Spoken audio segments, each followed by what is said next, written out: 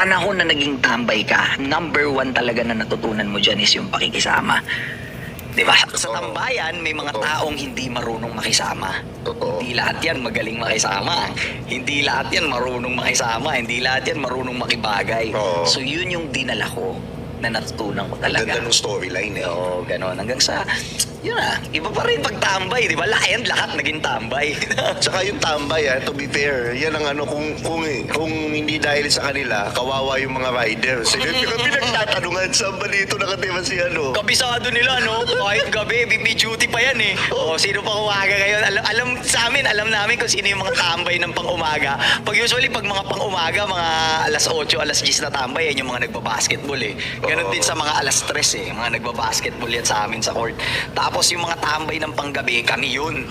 Ako yun, pare. CCTV? Ore, pang alas 10 ako eh. Alas 10 hanggang alas 3 ako. Ganon ako. Pagka medyo may pang-computer ako, may naburaot ako sa video karera, may na-check ako.